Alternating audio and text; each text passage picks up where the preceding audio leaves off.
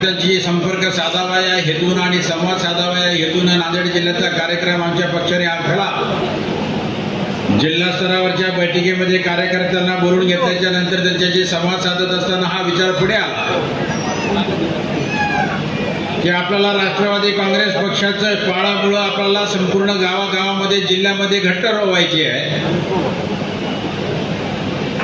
सध्याच्या परिस्थितीमध्ये राज्याची आणि देशाची परिस्थिती बघता आपल्या पक्षाचं संघटन मजबूत करणं, त्याला पुन्हा एकदा लोकांच्या मनामध्ये त्या ठिकाणी आपल्या पक्षाला स्थान निर्माण करून देणं आणि त्यांच्या सहयोगातून, त्यांच्या प्रेमातून, त्यांच्या आशीर्वादातून पुन्हा एकदा जिल्ह्यापासून राज्यापर्यंत आणि राज्यापासून देशापर्यंतची सत्ता आपल्या हातामध्ये घेत लोककल्याणाची कामं करत लोकांचं जीवनमान उंचावण्याच्या दृष्टिकोनातून आपल्याला पक्ष बांधणी करावी लागणार आहे। नव्या ईर्षेनं, नव्या जोमानं, नव्या उन्मेषानं त्या ठिकाणी कार्य करायची गरज भासणार आहे। यासाठी म्हणून आम्ही हा संपर्क दौरा आयोजित केला, संवाद दौरा आयोजित केला। मी संवाद दौरा या कार्यक्रमाला नाव एवढ्यासाठी ठेवलं की जोपर्यंत आपण आपल्या ज्यांच्या जोरावरती आपण ही सगळी मोठी राजकीय अभिलाषा बाळगतो, जोपर्यंत त्या कार्यकर्त्यांच्या मनामध्ये जर आपल्याबद्दल त्या ठिकाणी प्रेम निर्माण करणार नाही, आपल्याबद्दल विश्वास निर्माण करणार नाही, संघटनेच्या प्रमुख लोकांच्या बद्दल विश्वास निर्माण करणार नाही, तोपर्यंत आपल्याला म्हणावं तसं पाठबळ कार्यकर्त्याच्या मेहनतीतून मिळणार नाही। आणि लोकांपर्यंत जर पोहोचायचं असेल तर कार्यकर्त्याला त्या अर्थानं मानसिकदृष्ट्या मजबूत करणं, वैचारिकदृष्ट्या मजबूत करणं। आपण कुठल्या कारणासाठी म्हणून राष्ट्रवादी काँग्रेस पक्षामध्ये आहोत, शरदचंद्रजी पवारांना कुठल्या कारणानं मानतो, या सगळ्या गोष्टीच्या संदर्भामध्ये आपण एकमेकाशी विचार करणार नाही, मंथन करणार नाही, विचारांची देवाणघेवाण करणार नाही, तोपर्यंत कार्यकर्त्याची ना मनं मजबूत होणार आहेत, ना त्यांच्या मनामध्ये काही करण्याच्या संदर्भातल्या भूमिका जागवल्या जाणार आहेत। आणि जोपर्यंत कार्यकर्ता पेटणार नाही तोपर्यंत ते लोकांची मनं पेटवू शकणार नाही। आणि म्हणून प्रथमतः तुमच्या मनामध्ये पक्षाच्या बद्दल, पक्षाच्या संघटनेबद्दल आणि जिल्हा स्तरावरच्या कार्यकारिणीबद्दल आणि देशाच्या नेतृत्वाबद्दल किंवा आमच्या पवार साहेबांच्या बद्दल त्या ठिकाणी तुमच्या मनामध्ये प्रेम निर्माण होणार नाही, तोपर्यंत आपल्याला हे काम पुढे नेता येणार नाही।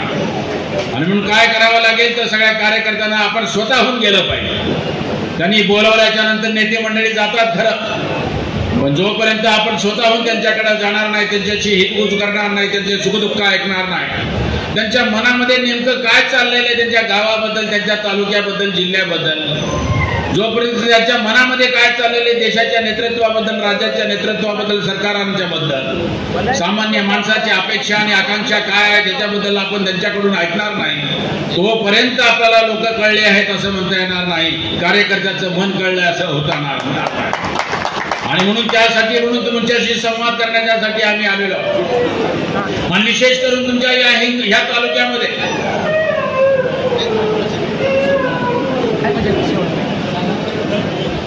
विशेषतः किनवट विधानसभा मतदारसंघामध्ये 5-6 वर्षापूर्वी, 15 वर्षापासून तुम्ही जतन केलेला, तुम्ही ज्याला सांभाळ केला आणि महाराष्ट्राच्या विधानसभेमध्ये तुमचं प्रतिनिधित्व विश्वासाने करण्याच्या संदर्भातली भूमिका घेतलेला हा असा मोठा माणूस, लोकांचा माणूस, लोकांच्या हृदयामध्ये स्थान केलेला माणूस, स्वतःची आमदारकी मिळवण्याच्यासाठी नाही तर लोकांसाठी काम करायचं असते, लोकांसाठी झिजायचं असते असा समजणारा माणूस, लोकांच्या मनामध्ये घर करणारा माणूस अचानक निघून जातो। संपूर्ण किनवट विधानसभा मतदारसंघ त्या ठिकाणी पोरका होऊन जातो। आणि आजही 5-5.5 महिन्याच्या नंतर प्रदीपजी गेल्याच्या नंतर आज तुमच्या या भागात जेव्हा येतो तेव्हा प्रदीपजीच्या बरोबरती ह्याच व्यासपीठावरती अनेक सभांना संबोधित केलेलं मला आठवण येते। प्रदीपजीच्या बरोबरती पक्षाच्या भूमिका त्या ठिकाणी मांडत असताना, या भागामध्ये फिरत असताना लोकांना भेटण्याचा योग मला त्यावेळेस आला, तेव्हा प्रदीपजींनी केलेलं कार्य माझ्यासारख्या माणसाच्या मनावरती डोळ्यासमोर तरळून जातं। असा एकदा उमदा माणूस जो लोकांनी विश्वास टाकलेला होता, जरी थोड्या मतानं जरी पडलेला असेल तर तो काही तुमच्यामुळे पडलेला नाही, उलट तुमच्यामुळेच निवडून येणारा होता, पण त्या ठिकाणी असलेल्या सत्ताधारी पक्षांच्या गैरकृत्यामुळं, इलेक्शन कमिशननं चुकीच्या पद्धतीने इलेक्शन हाताळल्याच्यामुळं, एवढंच नाही तर लोकांची मतं वेगळ्या पद्धतीने वळवल्याच्यामुळे त्या ठिकाणी 5-6 हजार मतांचा त्या ठिकाणी फरक पडलेला आहे. आपल्याला माहिती असेल 5 वाजल्याच्या नंतर जवळपास महाराष्ट्रामध्ये 76,000 मतदान त्या ठिकाणी बोगसरित्या करून घेतलं गेलं. 288 मतदारसंघामध्ये 76 लाख मतदार त्या ठिकाणी विभागलं गेलं. तर प्रत्येक विधानसभा मतदारसंघामध्ये 26,000 अतिरिक्त मतं त्या ठिकाणी वेगळ्या पद्धतीनं आज निवडून आलेल्या लोकांनी त्या ठिकाणी वळती करून घेतली आणि निवडून आले. या 26,000तून 6,000 जरी काढलं तर आमचा प्रदीप नाईक 20,000 निवडून आलेला होता. आणि 26,000पेक्षा कमी मतांना निवडून आलेली जी संख्या जर आजच्या घडीला युतीची काढली तर ती 102 जागांची आहे.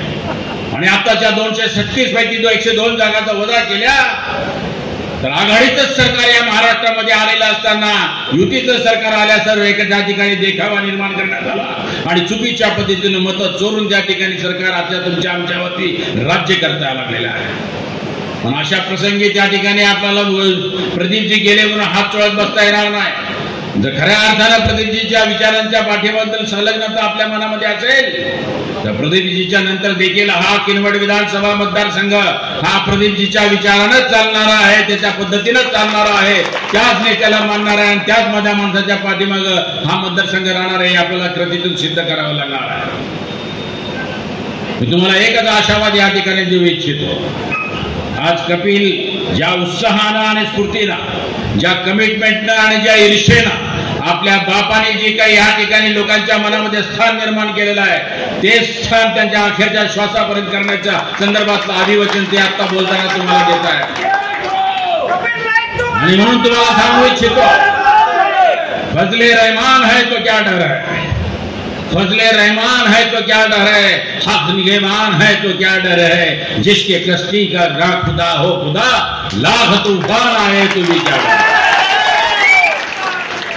आणि म्हणून हे तुफान जरी असेल या तुफानाला भेटण्यासाठी तुम्हाला या ठिकाणी कपिल नावाचा माणूस, त्याचा मुलगा, त्याच्याच विचारांची त्या ठिकाणी धुरा वाहून तुमच्यासाठी काम करायला इथं आलेला आहे. स्वतः आमदार होण्यासाठी नाही तर तुम्हाला तुमच्या स्थानिक स्वराज्य संस्थांमध्ये अधिकार देण्यासाठी, इथल्या किनवट नगर परिषदेमध्ये तुम्हाला अधिकार देण्यासाठी आणि शरद पवारांचे हात मजबूत करण्यासाठी, इथला जनमानस शरद पवारांच्या बाजूला करण्यासाठी आणि त्याला राज्य आणि राष्ट्रीय पातळीवरती ताकद देण्यासाठी, लोकांचं हित करण्यासाठी, म्हणून राज्यामध्ये परिवर्तन, देशात परिवर्तन करण्यासाठी, लोकभावना जागृत करण्यासाठी या ठिकाणी आलेला आहे.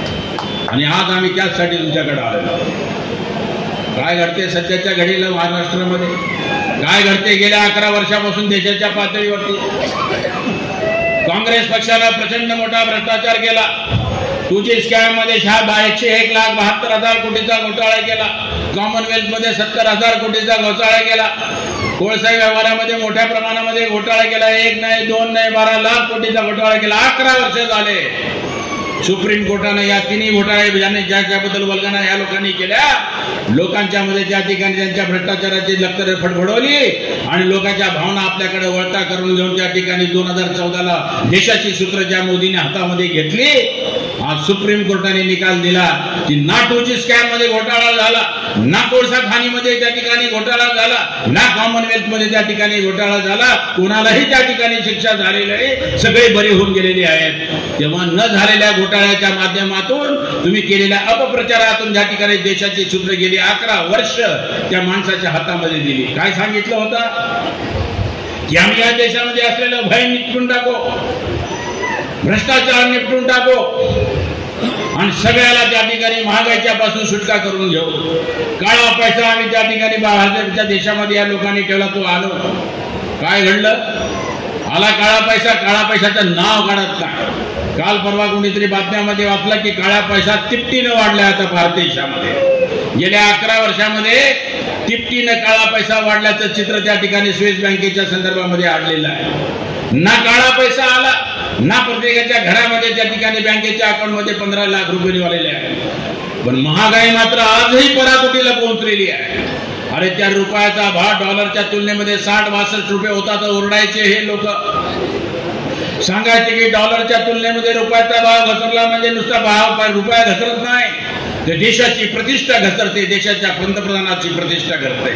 आज रुपयाचा भाव डॉलरच्या तुलनेमध्ये रुपयाचा भाव 84 रुपये आहे. 2014च्या पेक्षा आता जवळपास 20-25 रुपयानं वाढलेला आहे. महागाई पराकोटीला पोहोचलेली आहे. जेव्हा 140 रुपये त्या ठिकाणी बॅरलच्या पाठीमाग डॉलरच्या $140 तुम्ही पाहत आहात महाराष्ट्राच्या कुशीतलं GK न्यूज मराठी. साथ जनतेची, भूमी महाराष्ट्राची.